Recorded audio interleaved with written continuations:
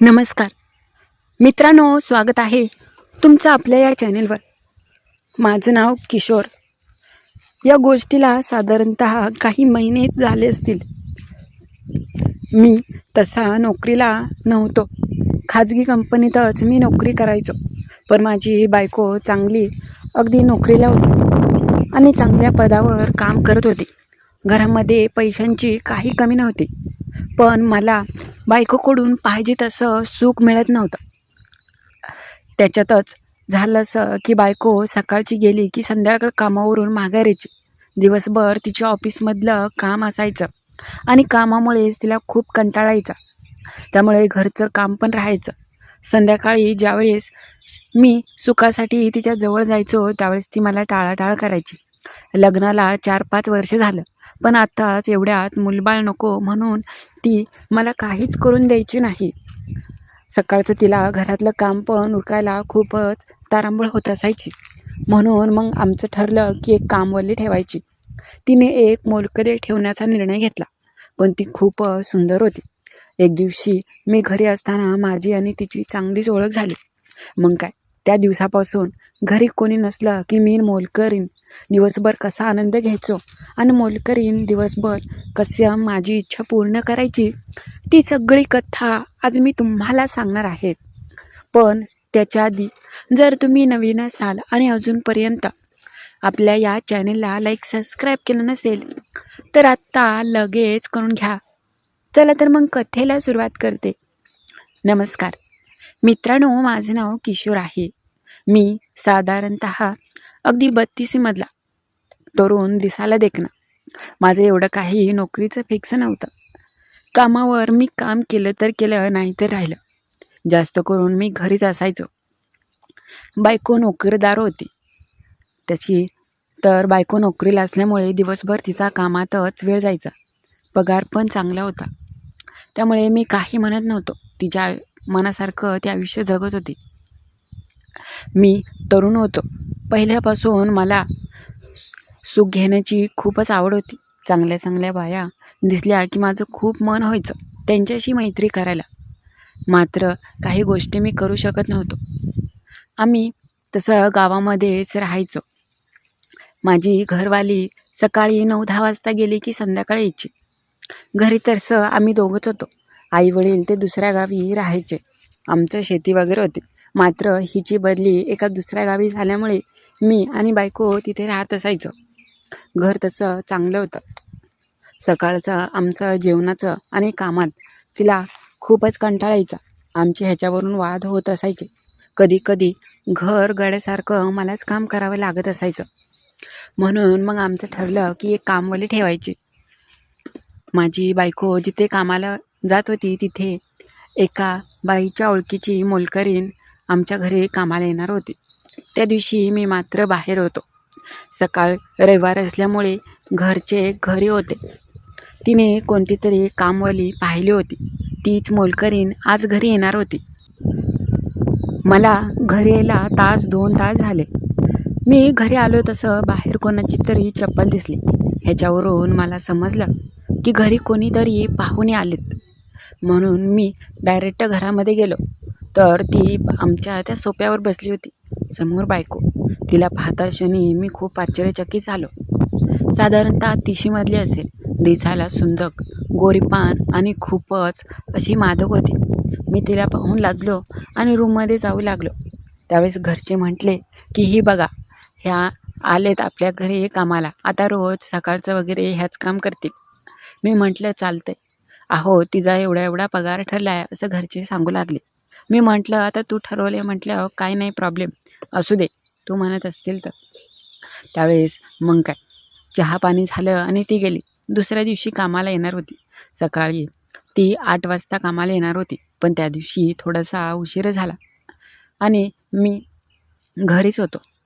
मोलकरीण म्हणजे गीता कामासाठी आली आणि मी तिला किचन वगैरे दाखवलं. सकाळची जेवणाची भांडी तशीच राहिली होती. घर पण स्वच्छ केलं नव्हतं. कपडे पण धुवायचे होते. त्यावेळेस ती म्हटली की आधी भांडी वगैरे स्वच्छ करते, घर वगैरे साफ करते आणि नंतर निवांत कपडे धुते. मी म्हटलं हो. मी मात्र मोबाईल पाहत माझ्या रूममध्ये बेडवर दे बसलो होतो. निवांत मी मोबाईल पाहत होतो. ती अधूनमधून तिथून येत जात होती. तिच्या कामात गुंतली होती. थोड्या वेळाने ती झाडू घेऊन आली माझ्या रूममध्ये आणि स्वच्छता करू लागली. मी मात्र तिच्याकडे पाहतसुद्धा नव्हतो. माझं लक्ष मोबाईलवरती होतं. पण झाडू लावत असताना अचानक बेडखालचा कचरा साफ करत असताना मला ती दिसली. थोडीशी झुकली होती. त्याच्यामधून तिच्या उठाव आणि रसाळ दिसणारं ती सौंदर्य पाहून माझं मन वेडपिसे झालं. मी तिला पाहून लाजलो, मात्र माझं मन राहत नव्हतं. असं वाटत होतं की पाहून घ्यावं.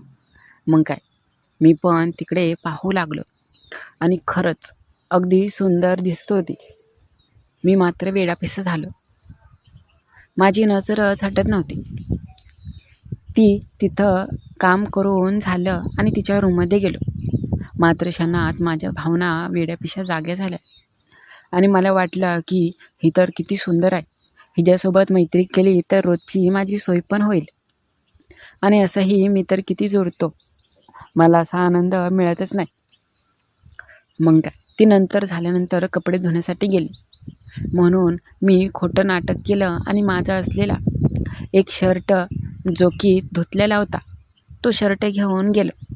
ती बाहेरच्या बाजूस नळावरती कपडे धुवत होती.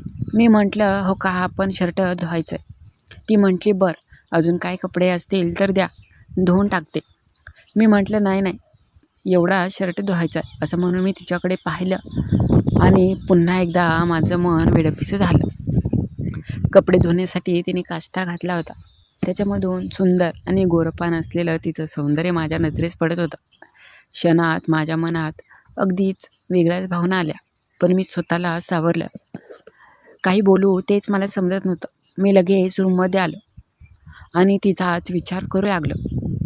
पहिल्याच दिवशी माझं मन असं का विचार करू लागलं होतं ते मला समजत नव्हतं. मात्र मी स्वतःला सावरलं.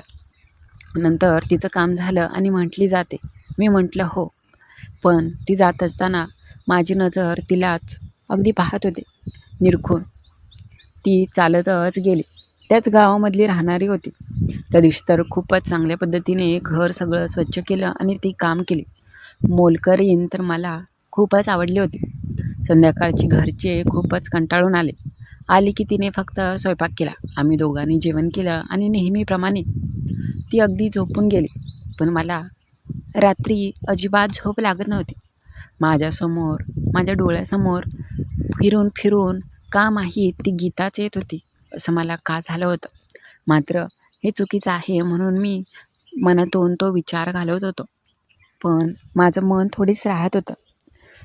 त्याला काहीतरी नक्कीच झालं होतं आणि आता ते कामवालीकडून सुख घेतल्याशिवाय थांबणार नव्हतं हे मात्र मला समजलंच होतं. जाऊ दे, आज तर काही करू नाही शकलो. उद्या बघूया काय होतंय का, असं म्हणून मी अगदी झोपी गेलो. सकाळी झोपेतून उठायला उशीर झाला. घरच्यांची घाई होती. तिने फक्त नाश्ता आणि स्वतःपुरता डबा उरकला आणि गेली. मला आज तिने जेवणसुद्धा केलं नव्हतं. मी मात्र काही बोललो नाही. मग काय, नेहमीप्रमाणे ती 9 वाजता कामाला आली. गीता आली तशी मी खूपच आनंदी झालो. मी ब्रशच करत होतो. अजून आंघोळ मात्र झाली नव्हती. ती आल्यानंतर ती घरातलं आवरू लागली. मी म्हटलं, माझ्यापुरता स्वयंपाक पण कर. ती म्हटली, हो साहेब, करते स्वयंपाक. मी माझ्या रूममध्ये होतो. अधूनमधून काही कारणानिमित्त मी सारखा किचनमध्ये जायचो. किचनमध्ये ती स्वयंपाकात गुंतली होती. तिची धावपळ आणि काम करण्याची ती गडबड मी पाहत होतो. मी मात्र नंतर माझं झालं आणि माझ्या रूममध्ये आंघोळीसाठी गेलो. मुद्दाम मी आंघोळीसाठी जाताना दरवाजा उघडाच ठेवला होता, जेणेकरून तिने मला पाहावं आणि आमच्यामध्ये काहीतरी व्हावं अशी मी अपेक्षा ठेवत होतो. मी आंघोळीसाठी गेलो आणि मुद्दाम माझा खूपच मन झालं. आंघोळीसाठी मी साबण लावला आणि तिथे आंघोळ करू लागलो. त्याच वेळेस माझं मन म्हणू लागलं, आता ती असती तर आम्ही दोघांनी खूप चांगला आनंद घेतला असता आणि सोबतच आंघोळ केली असती. क्षणात मी हे विसरून गेलो की ती मोलकरीण पण घरातच होती. मी मात्र माझ्याच धुंदीत मग्न झालं होतं. डोळ्यासमोर डोळे बंद करून समोर तीच दिसत होती. अचानक ती कपडे धुण्यासाठी माझ्या रूममध्ये आले आणि कपडे घेण्यासाठी बाथरूममध्ये येताच समोर मी दिसलो.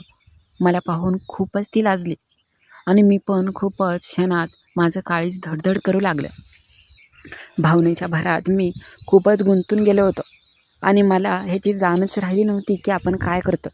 मी लगेच माझा हात पाठीमागे घेतला आणि लगेच बकेटमधलं पाणी घेऊन आंघोळ करू लागलो.